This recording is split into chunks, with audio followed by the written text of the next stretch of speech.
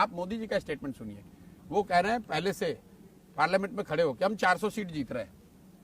ये कहने का क्या मतलब है? ये कहने का मतलब ये है वो सिर्फ अपने पार्टी के लिए गोल सेटिंग नहीं कर रहे हैं, ये आपको साइकोलॉजिकल डोमिनेशन जो है कि अब जीत हार की कोई चर्चा ही नहीं कर रहा है। लोग ये पूछ रहे हैं कि 400 आएगा या नहीं आएगा। नहीं तो आपको लगता है कि मैं जब आपको बोला, देखिए कैसे एजेंडा शिफ्ट किया जाता है। पहले ये हो रही थी बीजेपी जीतेगी नहीं जीतेगी, 272 आएगा नहीं आएगा। उन्होंने जैसे 400 कहा, 370 कहा, तो अब लोग सवाल ही ये पूछ रहे हैं कि 370 आएगा कि नहीं आएगा। हार जीत की बात ही खत्म हो गई। आप क्या सोच रहे हैं 400 नंबर मैजिक फिगर नहीं आ सकता है, ये तो मैंने पहले भी कहा है। बीजेपी की अपनी 400 सीट कभी नहीं आ सकता। ये तो कार्यकर्ताओं को दिया जाने वाला एक नारा है और एक तरह से साइकोलॉजिकल एक गेम है भाजपा का। मोदी जी ये बात कही कि बीजेपी को 370 और एनडीए 400 पार, उसके बाद से कई महीनों तक, जब तक ये चुनाव शुरू नहीं हुआ था, तो सब लोग इसी बात में लगे हुए हैं कि 400 बीजेपी की आ रही है नहीं आ रही है। कोई ये पूछ ही नहीं रहा है कि आप जीत रहे हो कि हार रहे हो।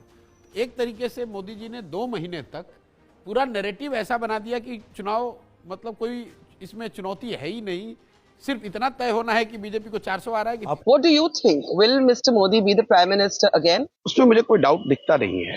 आप जो सबसे कंजर्वेटिव एस्टिमेट्स आ रहे हैं आप उनको सुन लीजिए। योगेंद्र भाई ने एक वीडियो डाला कुछ दिन पहले, मेरे मित्र हैं, और उनके एस्टिमेट को ही मान लीजिए कि योगेंद्र भाई जो कह रहे हैं भैया वही सही है। 80 सीट डाउन, तो भी वो बता रहे हैं कि एनडीए को 268 सीट आएगा, 268। इतना प्रिसाइज तो कोई एस्टिमेट कर नहीं सकता है, लेकिन एक अनुमान उन्होंने बताया कि एनडीए को 268 सीट आ रहा है। तो भाई देश में संवैधानिक प्रोविजन जो है उसमें सरकार बनाने के लिए तो 272 ही चाहिए। अब देखिए ये माइंडसेट का, बेसलाइन का कितना असर होता है। अगर मोदी जी को 268 2014 में आता तो लोगों ने कहा भाई देश में मोदी की आंधी है। आज अगर 268 योगेंद्र यादव जी बता रहे हैं तो वो कह रहे हैं भाई मोदी बिल्कुल खत्म हो गया। ये तो आपने बेसलाइन एडजस्ट कर दिया ना, और ये बेसलाइन आपने नहीं एडजस्ट किया, ये मोदी जी ने चालाकी से आपको एडजस्ट करा दिया। पार्लियामेंट में खड़े होकर ये कह दिया कि इस बार 400 पार। तो लोग एक तरीके से भूल गए कि भाई देश में सरकार बनाने के लिए 272 चाहिए, 400 नहीं चाहिए। और 272 आने के बाद कोई ये नहीं कहेगा कि अच्छा मैंने कहा था मुझे 400 नहीं आया, मैं अब प्रधानमंत्री नहीं बनूंगा।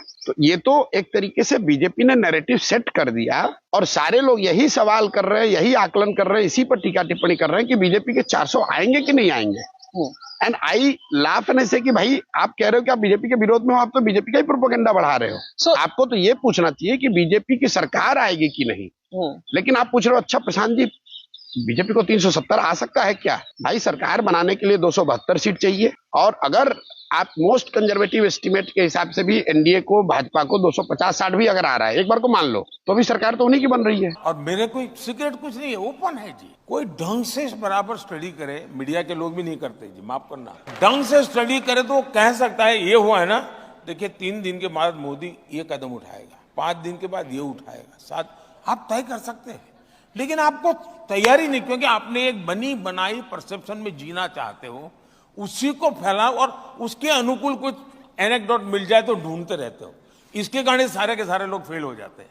इस बार भी उनको लगता था कि 400 पार, आखिरकार स्थिति क्या हुई? इन सबको कहना ये पड़ रहा है कि 400 पार नहीं हो सकती। ऑपोजिशन क्या कहता है? तो उनको समझ ही नहीं आया कि कहां ले जा रहा हूं मैं। 3 चरण के बाद किसी ने उनको कहा कि आप पूरा कैंपेन ये लड़ रहे हो कि मोदी 400 पार जाएगा कि नहीं जाएगा।